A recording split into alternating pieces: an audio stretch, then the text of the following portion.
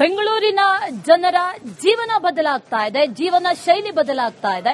ಬೆಂಗಳೂರಿನ ಒಂದಷ್ಟು ಟ್ರೆಂಡ್ಗಳು ಬರುತ್ತೆ ಹೋಗುತ್ತೆ. ಆದ್ರೆ ಈ ಟ್ರೆಂಡ್ ಇದೆಯಲ್ಲ, ಈ ಟ್ರೆಂಡ್ ನಿಜಕ್ಕೂ ಕೂಡ ಆತಂಕಕಾರಿ. ಯಾಕಂದ್ರೆ ದಿನದಿಂದ ದಿನಕ್ಕೆ ಈ ಡಿವೋರ್ಸ್ ಪ್ರಕರಣಗಳ ಸಂಖ್ಯೆ ಹೆಚ್ಚಾಗ್ತಾ ಇದೆ. ಟ್ರೆಂಡ್ ಅನ್ನುವಂತ ರೀತಿಯಲ್ಲಿ ಆಗ್ತಾ ಇದೆ. ಅಂದ್ರೆ 5 ವರ್ಷಗಳ ಈ ಗ್ರಾಫ್ ಅನ್ನ ಗಮನಿಸಿದ್ರೆ ಎಂತವ್ರಿಗೂ ಕೂಡ ಒಂದು ರೀತಿಯಲ್ಲಿ ಕಳವಳಕಾರಿ, ಆತಂಕ ಅನ್ಸುತ್ತೆ. ನಂಬರ್ಗಳು ಹೆಚ್ಚಾಗ್ತಾ ಇದೆ.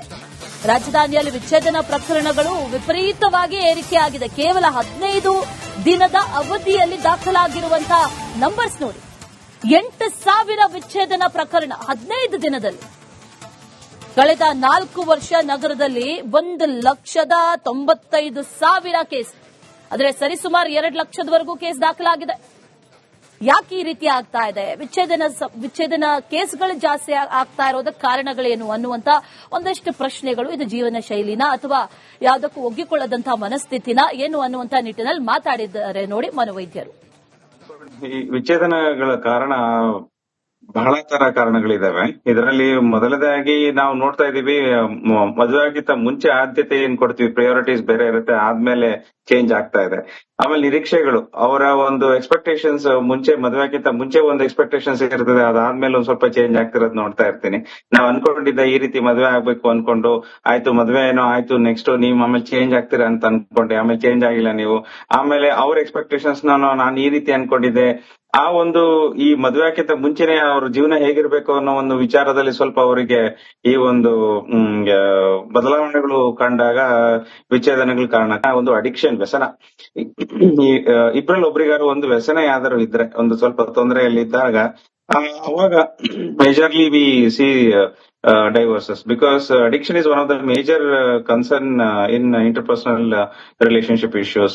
ನಂತರ ಕಮ್ಯುನಿಕೇಶನ್ಸ್ ಇಶ್ಯೂಸ್ ಇರ್ತದೆ. ಈಗ ಗಂಡ ಹೆಂಡತಿ ಇಬ್ರು ಚೆನ್ನಾಗಿರ್ತಾರೆ, ಬಟ್ ಮನೆಯಲ್ಲಿ ಏನೋ ಒಂದು ಬೇರೆ ಒಂದು ಕ್ಷುಲ್ಲಕ ಕಾರಣದಿಂದ ಅವ್ರ ಮನೆಯವರು ಏನಾದ್ರು ಜಗಳ ಆಡಿದಾಗ, ಆ ಕ್ಷುಲ್ಲಕ ಕಾರಣಗಳು ಅವರ ಒಂದು ಈಗೋಗ್ ಹರ್ಟ್ ಆದಾಗ ನಾನಾ ತರ ಸಂಬಂಧದಲ್ಲಿ ಬಿರುಕುಗಳು ಕಾಣೋಕೆ ಸ್ಟಾರ್ಟ್ ಆಗ್ತಾ ಇದೆ. ಈ ಕ್ಷುಲ್ಲಕ ಕಾರಣದಿಂದ, ಈ ಕಮ್ಯುನಿಕೇಶನ್ ಗ್ಯಾಪ್ ಇಂದ, ಇಂಟರ್ಪರ್ಸನಲ್ ಕಾನ್ಫ್ಲಿಕ್ಟ್ಸ್ ಇಂದ ಈ ಒಂದು ಡೈವರ್ಸ್ ಗಳನ್ನು ನಾವು ನೋಡ್ತಾ ಇದೀವಿ.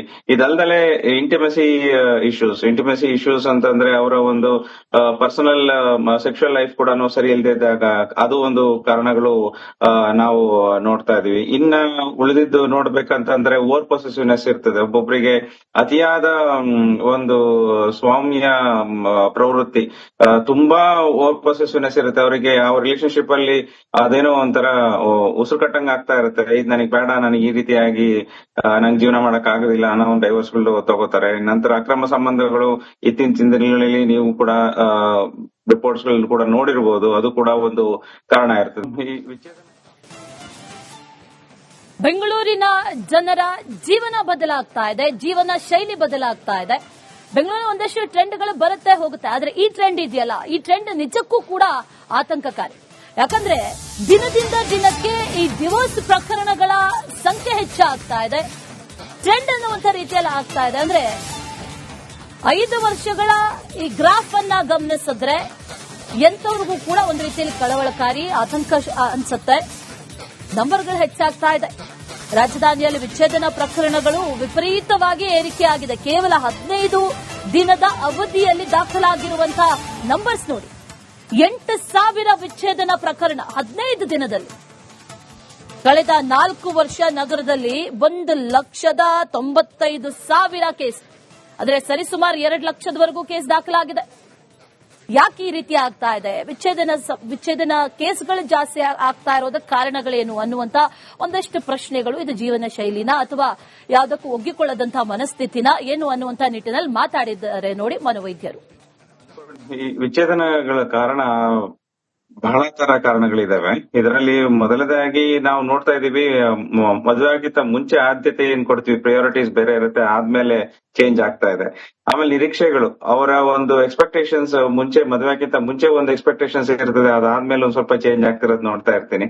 ನಾವ್ ಅನ್ಕೊಂಡಿದ್ದ ಈ ರೀತಿ ಮದುವೆ ಆಗ್ಬೇಕು ಅನ್ಕೊಂಡು, ಆಯ್ತು ಮದುವೆ ಏನೋ ಆಯ್ತು, ನೆಕ್ಸ್ಟ್ ನೀವ್ ಆಮೇಲೆ ಚೇಂಜ್ ಆಗ್ತೀರಾ ಅಂತ ಅನ್ಕೊಂಡೆ, ಆಮೇಲೆ ಚೇಂಜ್ ಆಗಿಲ್ಲ ನೀವು. ಆಮೇಲೆ ಅವ್ರ ಎಕ್ಸ್ಪೆಕ್ಟೇಷನ್ಸ್ ನಾನು ಈ ರೀತಿ ಅನ್ಕೊಂಡಿದ್ದೆ. ಆ ಒಂದು ಈ ಮದುವೆ ಹಾಕಿಂತ ಮುಂಚೆನೆ ಅವ್ರ ಜೀವನ ಹೇಗಿರ್ಬೇಕು ಅನ್ನೋ ಒಂದು ವಿಚಾರದಲ್ಲಿ ಸ್ವಲ್ಪ ಅವರಿಗೆ ಈ ಒಂದು ಬದಲಾವಣೆಗಳು ಕಂಡಾಗ ವಿಚ್ಛೇದನಗಳು ಕಾರಣ. ಒಂದು ಅಡಿಕ್ಷನ್, ವ್ಯಸನ.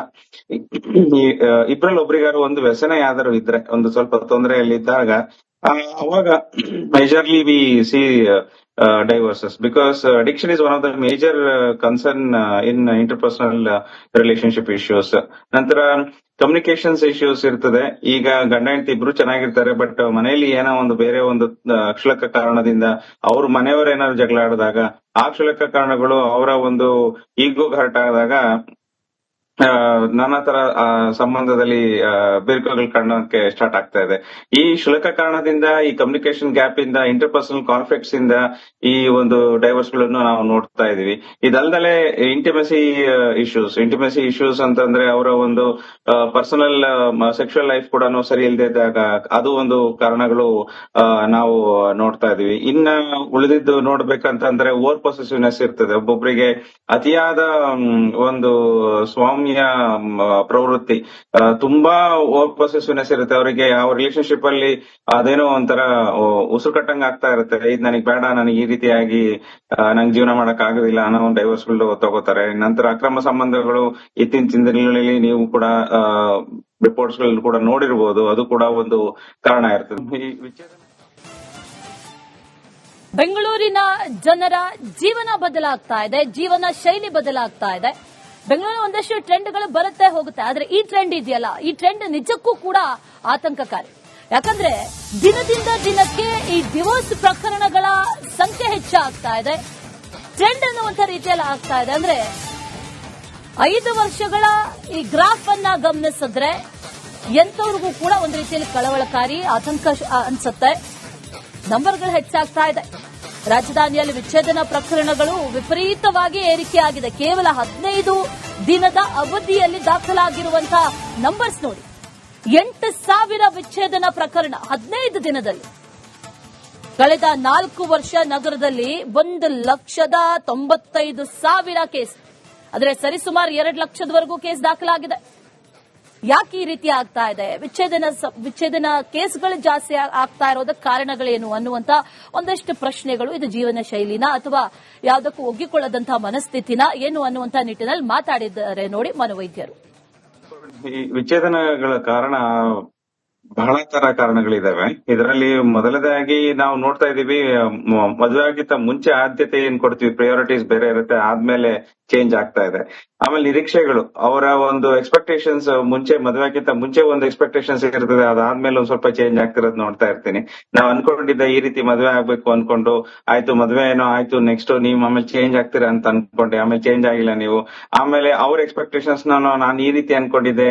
ಆ ಒಂದು ಈ ಮದುವೆ ಹಾಕಿಂತ ಮುಂಚೆನೆ ಅವ್ರ ಜೀವನ ಹೇಗಿರ್ಬೇಕು ಅನ್ನೋ ಒಂದು ವಿಚಾರದಲ್ಲಿ ಸ್ವಲ್ಪ ಅವರಿಗೆ ಈ ಒಂದು ಬದಲಾವಣೆಗಳು ಕಂಡಾಗ ವಿಚ್ಛೇದನಗಳು ಕಾರಣ. ಒಂದು ಅಡಿಕ್ಷನ್, ವ್ಯಸನ. ಈ ಇಬ್ರಲ್ಲಿ ಒಬ್ರಿಗಾರು ಒಂದು ವ್ಯಸನ ಯಾವ್ದಾರು ಇದ್ರೆ, ಒಂದು ಸ್ವಲ್ಪ ತೊಂದರೆಯಲ್ಲಿದ್ದಾಗ ಅವಾಗ majorly we see divorces, because addiction is one of the major concern in interpersonal relationship issues. ನಂತರ ಕಮ್ಯುನಿಕೇಶನ್ಸ್ ಇಶ್ಯೂಸ್ ಇರ್ತದೆ.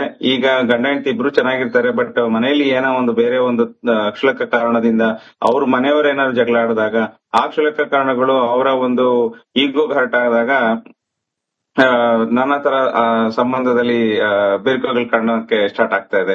ಈ ಕ್ಷುಲ್ಲಕ ಕಾರಣದಿಂದ, ಈ ಕಮ್ಯುನಿಕೇಶನ್ ಗ್ಯಾಪ್ ಇಂದ, ಇಂಟರ್ಪರ್ಸನಲ್ ಕಾನ್ಫ್ಲಿಕ್ಟ್ಸ್ ಇಂದ ಈ ಒಂದು ಡೈವರ್ಸ್ ಗಳನ್ನು ನಾವು ನೋಡ್ತಾ ಇದೀವಿ.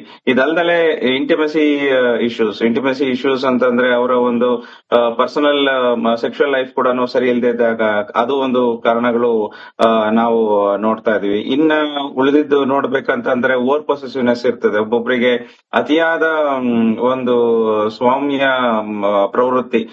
ತುಂಬಾ ಓವರ್ ಪೊಸೆಸಿವ್ನೆಸ್ ಇರುತ್ತೆ ಅವರಿಗೆ. ಯಾವ ರಿಲೇಶನ್ಶಿಪ್ ಅಲ್ಲಿ ಅದೇನೋ ಒಂಥರ ಉಸಿರು ಕಟ್ಟಂಗ್ ಆಗ್ತಾ ಇರುತ್ತೆ. ಇದು ನನಗೆ ಬೇಡ, ನನಗೆ ಈ ರೀತಿಯಾಗಿ ನಂಗೆ ಜೀವನ ಮಾಡಕ್ ಆಗೋದಿಲ್ಲ ಅನ್ನೋ ಒಂದು ಡೈವರ್ಸ್ ಗಳು ತಗೋತಾರೆ. ನಂತರ ಅಕ್ರಮ ಸಂಬಂಧಗಳು ಇತ್ತೀಚಿನ ದಿನಗಳಲ್ಲಿ ನೀವು ಕೂಡ ರಿಪೋರ್ಟ್ಸ್ ಗಳು ಕೂಡ ನೋಡಿರ್ಬೋದು. ಅದು ಕೂಡ ಒಂದು ಕಾರಣ ಇರ್ತದೆ. ಈ ವಿಚ್ಛೇದನ